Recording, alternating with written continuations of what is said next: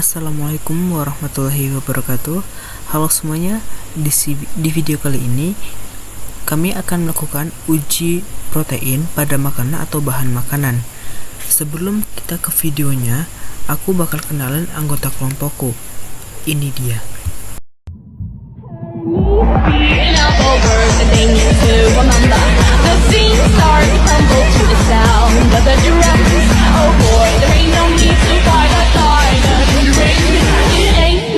Big thing, just show her a little.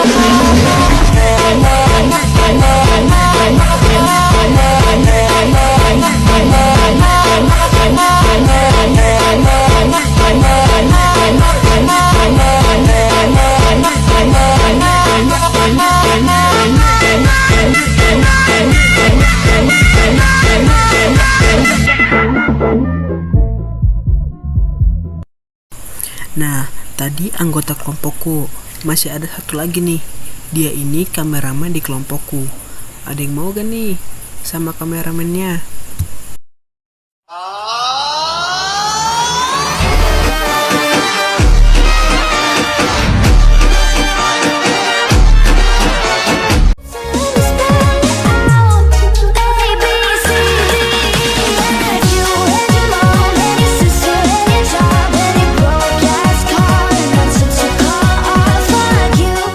Oke, ini adalah bahannya.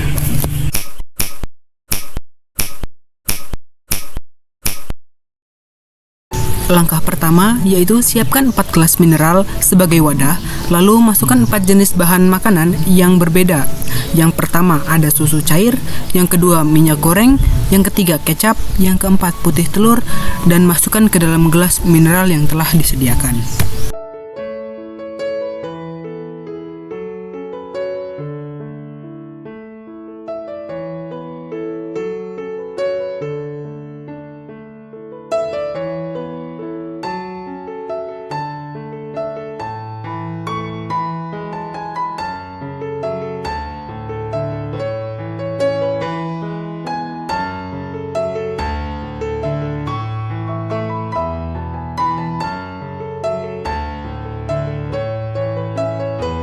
Langkah yang kedua, siapkan wadah atau baskom yang cukup besar untuk memasukkan keempat gelas mineral yang telah diisi oleh bahan makanan tadi.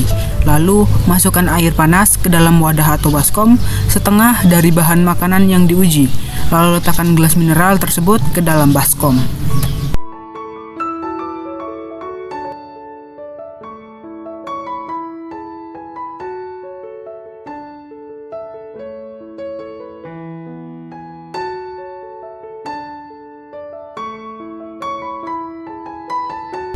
Langkah yang ketiga, masukkan air cuka sebanyak 15 tetes kalau menggunakan pipet dan 1 tutup botol cuka kalau tidak menggunakan pipet.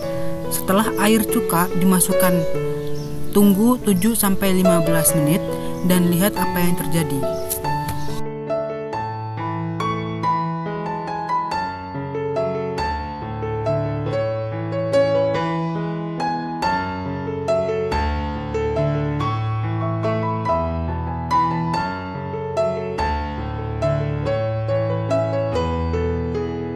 Setelah selesai memasukkan cuka ke dalam keempat macam uji yang akan kita uji proteinnya, jangan lupa untuk diaduk supaya semuanya tercampur dengan air cuka tadi.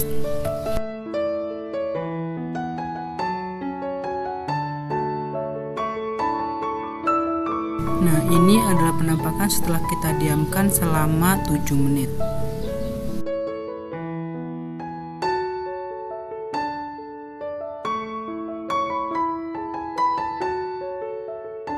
Dan yang ini adalah penampakan setelah kita diamkan selama 15 menit.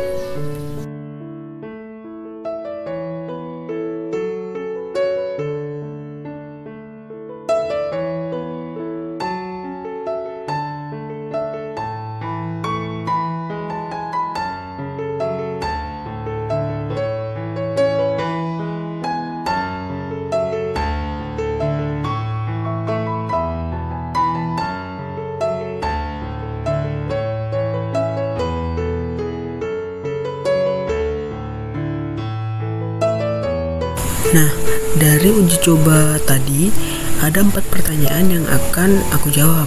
Yang pertama, perubahan apa yang dapat teramati pada uji protein ini? Yang kedua, bahan manakah yang mengandung protein? Yang ketiga, mengapa protein dapat bereaksi terhadap penambahan cuka? Yang keempat, mengapa penambahan cuka dapat dijadikan sebagai indikator sederhana pada uji protein? Oke, akan langsung aku jawab ya, dan akan sedikit aku jelaskan. Yang pertanyaan nomor 1, nah jawabannya pada uji protein, perubahan yang dapat diamati yaitu terdapat perubahan bentuk pada bahan makanan yang mengandung protein, yaitu tadi tuh yang seperti ada gumpalan-gumpalan. Nah, tadi itu adalah perubahan bentuk yang dapat kita amati lewat uji coba ini. Nah, yang kedua, bahan makanan yang mengandung protein, nah yaitu ada putih telur dan susu. Di situ saya tulis tidak banyak karena susu yang saya gunakan adalah susu saset yang sudah mengandung banyak gula. Sebenarnya ada satu bahan makanan lagi yang mungkin mengandung protein, akan tetapi dari proses pengolahannya mungkin sudah akan menghilangkan jumlah protein itu dalam cukup drastis ya, yaitu adalah kecap. Kecap terbuat dari kedelai, yang kedelai ini ada nutrisi yang salah satunya ada jumlah proteinnya. Akan tapi kecap atau kedelai tadi telah diolah menjadi kecap dengan banyak proses, maka dari itu mungkin bisa mengubah atau mengurangi jumlah protein dalam kecap. Yang ketiga, protein dapat bereaksi terhadap penambahan cuka karena cuka mengandung asam asetat yang dapat mempengaruhi struktur protein. Asam asetat dalam cuka dapat menyebabkan denaturasi protein, yaitu perubahan struktur protein akibat pengaruh faktor eksternal seperti suhu atau pH. Nah, perubahan suhu ini yang tadi kita lakukan yaitu dengan merendam setengah dari bahan uji coba ke dalam air panas di dalam baskom.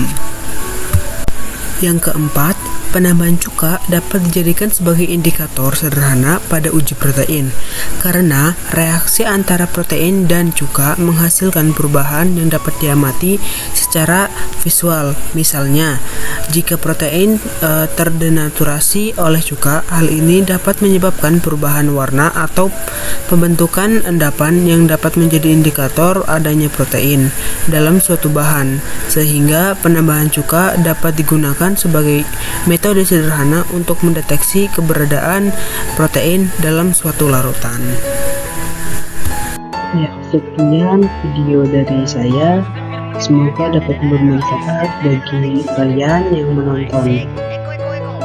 Sampai jumpa di video berikutnya.